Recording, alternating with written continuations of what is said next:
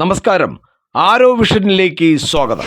3.5 വർഷമായി തുടർന്നുകൊണ്ടിരിക്കുന്ന Russia Ukraine യുദ്ധം അതിൻ്റെ പരിസമാപ്തിയിലേക്ക് കടക്കുകയാണ്. പ്രത്യേകിച്ചും നമ്മുടെ ട്രംപിൻ്റെ നേതൃത്വത്തിൽ തന്നെ ഒരുപക്ഷെ റഷ്യയുടെ അവകാശങ്ങളൊക്കെ അംഗീകരിച്ചുകൊണ്ട് യുക്രൈനെ നിരാശപ്പെടുത്തുന്ന രീതിയിലാണെങ്കിൽ പോലും ആ യുദ്ധത്തിൽ ഒരു തീരുമാനമുണ്ടാക്കാൻ, യുദ്ധം നിർത്താനും ആദ്യപടിയായി വെടിനിർത്തൽ നടപ്പിൽ വരുത്താനുമുള്ള എല്ലാ ചർച്ചകളും നടന്നുകൊണ്ടിരിക്കുന്ന അതിൻ്റെ അവസാന ഘട്ടത്തിലേക്ക് വ്ളാഡിമിർ സെലൻസ്കി ട്രംപിനെ കാണാനിരിക്കുന്ന ഈ വേളയിലാണ് യുക്രൈൻ്റെ ഭാഗത്ത് നിന്ന് ഒരു കടന്ന ആക്രമണം അല്ലെങ്കിൽ ഒരു വലിയ പ്രകോപനം റഷ്യക്ക് നേരെ സൃഷ്ടിച്ചിരിക്കുന്നത്. അത് ഈ സമാധാന ശ്രമങ്ങൾക്ക് ഒരു തിരിച്ചടിയാകുമോ എന്നാണ് ഇപ്പോൾ ലോകം ഭയക്കുന്നത്. കാരണം കരിങ്കടലിൽ വെച്ചാണ് ഒരു ഡ്രോൺ ആക്രമണത്തിലൂടെ റഷ്യൻ എണ്ണക്കപ്പലിനെ യുക്രൈൻ ആക്രമിച്ച് തകർത്തത്. ഒരുപക്ഷെ അത് ഈ ചർച്ചകളെയും സമാധാന ശ്രമങ്ങളെയും ഇനി എങ്ങനെ ബാധിക്കുമെന്ന് കണ്ടറിയണം.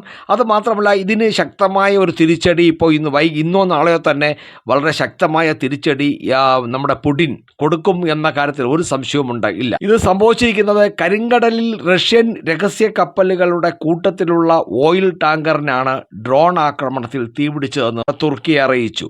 ശനിയാഴ്ച രാവിലെ തുർക്കി തീരത്തിന് സമീപം വിരാട് എന്ന കപ്പലാണ് ആക്രമിക്കപ്പെട്ടത്. ഇതേ കപ്പലിന് നേരെ വെള്ളിയാഴ്ച രാത്രിയും ആക്രമണം നടന്നിരുന്നു. ആക്രമണത്തിന്റെ ഉത്തരവാദികളെ കണ്ടെത്താനായിട്ടില്ല.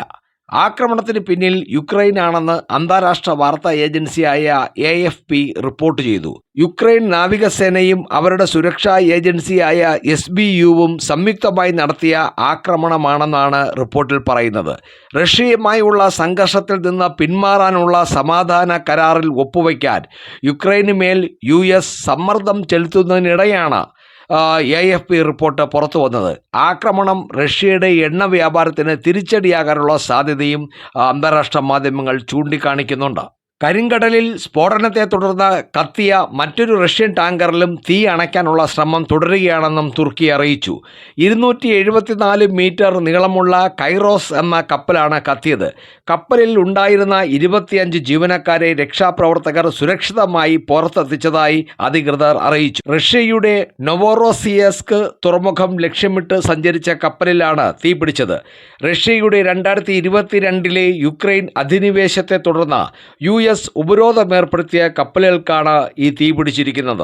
ഏതായാലും കരിങ്കടലിൽ ഈ കപ്പൽ കൂട്ടത്തിൽ തെരഞ്ഞുപിടിച്ച് എണ്ണ കപ്പലുകളെ തകർക്കാനുള്ള ഡ്രോൺ ആക്രമണം യുക്രൈൻ സാഹസികമായി തന്നെയാണ് ചെയ്തിരിക്കുന്നത്.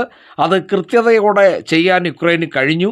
ഇനി റഷ്യൻ പ്രസിഡന്റ് വ്ളാഡിമിർ പുടിൻ എന്തായാലും ഏതെല്ലാം സമാധാന ശ്രമങ്ങൾ നടന്നാലും അതിനു മുമ്പ് തന്നെ ഇന്നോ നാളെയോ അധികം വൈകാതെ ശക്തമായ ഒരു തിരിച്ചടി യുക്രൈന് കൊടുക്കാനുള്ള സാധ്യത വളരെ കൂടുതലാണ് എന്ന് തന്നെയാണ് എല്ലാ അന്താരാഷ്ട്ര മാധ്യമങ്ങളും പറയുന്നത്. കാരണം അധികം വൈകാതെ യുക്രൈനും കടുത്ത ഒരു നാശം വിതയ്ക്കുന്ന ഒരാക്രമണം റഷ്യയുടെ ഭാഗത്തു നിന്നുണ്ടാവും. ഏതായാലും ഈ ആക്രമണങ്ങൾക്കിടയിലും US പ്രസിഡന്റ് ട്രംപുമായുള്ള അവസാനവട്ട ചർച്ചകൾക്ക് അല്ലെങ്കിൽ ആ ചർച്ചകളും തീരുമാനങ്ങളും നമ്മുടെ വ്ളാഡിമിർ സെലൻസ്കി യുക്രൈൻ പ്രസിഡന്റ് അംഗീകരിച്ചതാണെങ്കിലും അതിൽ ചില കാര്യങ്ങളിലുള്ള പോരായ്മ അല്ലെങ്കിൽ ചില തിരുത്തലുകൾ വേണം എന്നൊരാവശ്യവുമായിട്ടാണ് പോകുന്നത്. എന്തൊക്കെ തിരുത്തിയാലും ഇപ്പോൾ റഷ്യ യുക്രൈനിൽ നിന്നും പിടിച്ചു വച്ചിരിക്കുന്ന 3 പ്രവിശ്യകളും വേറെ 2 പ്രവിശ്യകളുടെ പകുതിയും അത് ഒരിക്കലും തിരിച്ചു കൊടുക്കാൻ പോകുന്നില്ല. അത് റഷ്യ വെച്ച് അനുഭവിച്ചോട്ടെ എന്നാണ് ട്രംപ് പറഞ്ഞത്. അപ്പോൾ അത് മാത്രമല്ല, അധികം വൈകാതെ 6 മാസത്തിനുള്ളിൽ യുക്രൈനിൽ ഒരു തെരഞ്ഞെടുപ്പ് നടത്തണമെന്നും ഈ കരാറിൽ ഉള്ളതാണ്. അപ്പോൾ അങ്ങനെ തെരഞ്ഞെടുപ്പ് വന്നാൽ അത് നമ്മുടെ അമേരിക്കയെ തന്നെ ഡീപ് സ്റ്റേറ്റ് കളിച്ച് അതിനെ തീർച്ചയായിട്ടും നമ്മുടെ വ്ളാഡിമിർ സെലൻസ്കിയെ പുറത്താക്കാനുള്ള സാധ്യത വളരെ കൂടുതലാണ്. അതിനുശേഷം അദ്ദേഹത്തെ ഏതെങ്കിലും കേസിൽ ഉൾപ്പെടുത്തി ജയിലിലടയ്ക്കാനുള്ള സാധ്യതയോ വധശിക്ഷ വാങ്ങിച്ചു കൊടുക്കാനുള്ള സാധ്യതയോ വളരെ കൂടുതലാണ്. അതൊക്കെ മനസ്സിലാക്കിയിട്ടാകണം ഈ അവസാന ശ്രമത്തിൽ നമ്മുടെ ചർച്ചയിലേക്ക് പോകുന്നതിന് മുമ്പും കിട്ടിയ ഒരു അവസരം, ഒരു കപ്പലിനെ അടിക്കാൻ കിട്ടിയ അവസരം മുതലാക്കി ആ ഒരു ദേഷ്യം ഉള്ളിലുള്ളത് കൊണ്ടായിരിക്കാം നമ്മുടെ Ukraine president Vladimir Zelensky Russian എണ്ണക്കപ്പലിനെ ആക്രമിച്ചത് എന്നുള്ള കാര്യവും സംശയാലുക്കൾ പറയുന്ന ഒരു കാര്യമാണ്. ഏതായാലും വരും ദിവസങ്ങളിൽ അമേരിക്കൻ പ്രസിഡന്റ് ട്രംപും നമ്മുടെ വ്ളാഡിമിർ സെലൻസ്കിയും കൂടെയുള്ള ഒരു കൂടിക്കാഴ്ച കൂടി കഴിഞ്ഞാൽ തീർച്ചയായിട്ടും എന്നാണ് എഗ്രിമെൻ്റ് നടക്കുന്നത് എന്നുള്ള കാര്യത്തിൽ തീരുമാനമാകും. അപ്പോൾ മറ്റൊരു വീഡിയോയുമായി വീണ്ടും കാണാം. നന്ദി, നമസ്കാരം.